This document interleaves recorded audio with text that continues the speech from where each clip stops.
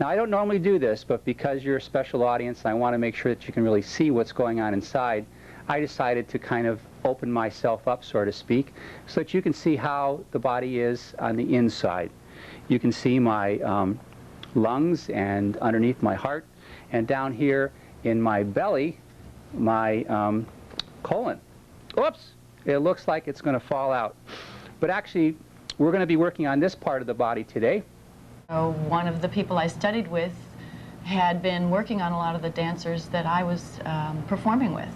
And his teacher was Lauren Barry. Mm-hmm. And so I became a student of Lauren Barry and started studying physical therapy and started studying how to correct all the alignment of the body as well as the muscles. And then Lauren also discussed how to take care of the internal organs. And mm-hmm. in fact, working with Lauren, I was cured of bronchitis. Wow.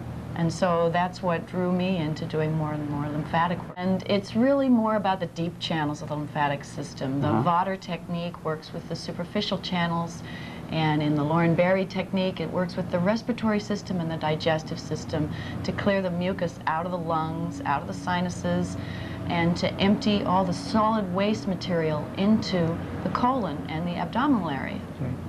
Well, you realize that the solid waste material of the body exits in the colon, and I happen to have the colon here. Right, there it is. There it is. All right. And actually it sits it sits up about here in the abdominal cavity, and the way we get the colon to move is just the way when you see a snake swallow a frog, you see how that frog moves along the snake's throat, and that's called peristalsis, and the colon has that as well.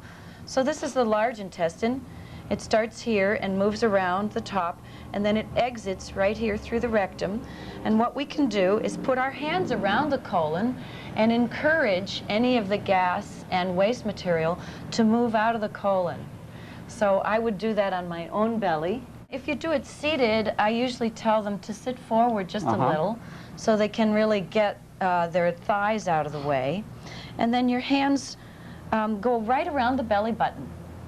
So my belly button being here, I'm going to put my thumbs right across above the belly button. That's for the transverse colon. Then my little fingers are going to head towards the pubic area.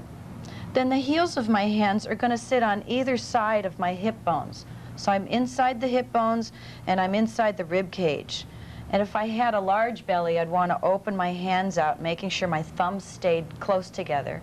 If I have a small belly, I'll fold my hands closer together. Mm-hmm.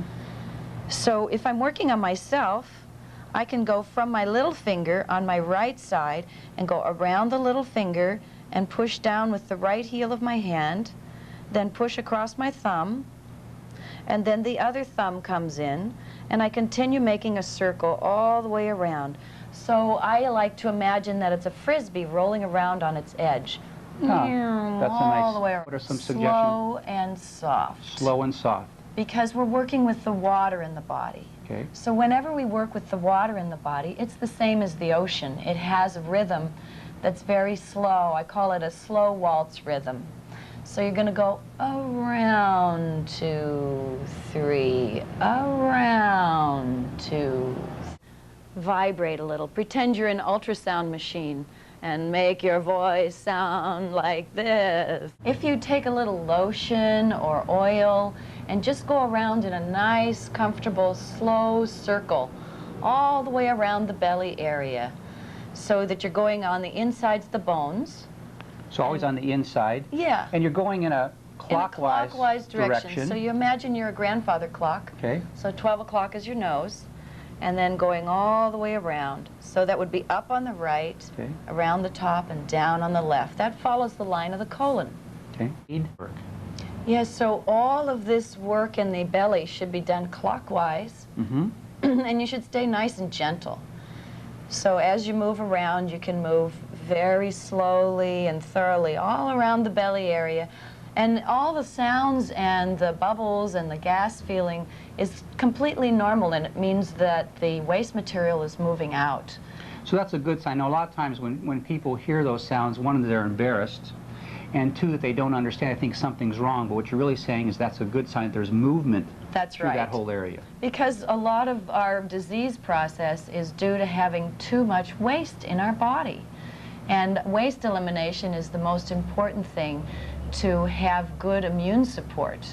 So that's also an emphasis of the lymphatic drainage that I teach, is not only do we have to encourage our immune system to come in, but the immune system only comes in if we've gotten rid of all the waste material that we've accumulated.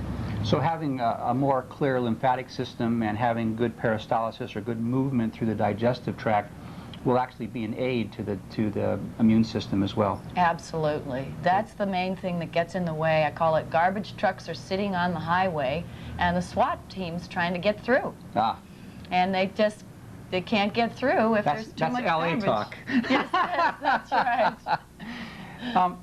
The abdominal area is the lowest part of the garden hose, and once everything's cleared out of that, then you can clear the lungs. So the lung points are right next to the sternum, all the way along the inside line of the sternum. So right in here, just working those in a little rotary circle. Okay. And that'll help clear the lungs. And there's a lung point right here where the strap would come down. Right about here. So that's a good point to press. And then the whole face drains through the sides of the neck.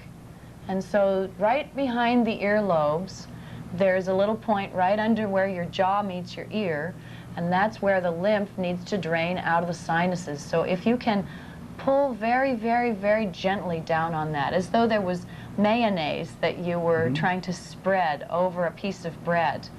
Take that mayonnaise or that aloe vera gel and bring it straight down into the chest, and then the sinus points right under the eyes, under the cheekbones, and right by the eyes, the corner of the eyes. And then at the back of the head, too, that spot that we all love at the back of the skull. That's usually a good sinus drainage point. And so all the sinuses and the lungs will drain if the solid waste material has been moved out. So the process is we start here in the belly. Yes. Get the belly nice and soft, help the peristaltic movement, get some of those gaseous materials and waste products to begin to move through, then work the points along the chest. Yes. And then you're mentioning around underneath, behind the ears and down, and then the points on the face. And that will help the sinuses, the lungs, and the colon. So the respiratory and digestive systems both get to empty out their solid waste materials in this garden hose pathway. Great. Chart thing, okay. And so what's interesting about the descending colon, when we look at it in our anatomy books, it looks like the colon is just one big circular or U-shaped. But what you have to remember about the descending colon is that it drops forward and then back again. And so there's a chance for it to get quite kinked up and caught. And we call it the plumber's loop. So we don't want it to get too kinky is what you're saying? No. Okay. Just the same as the loop under your sink. If you dropped your ring down the sink, you would hope that the plumber's loop would be holding it. A lot of times the waste material in the body is being held and gathered here. It's right above the left hip bone, the sigmoid colon. So we want to make sure that gets soft.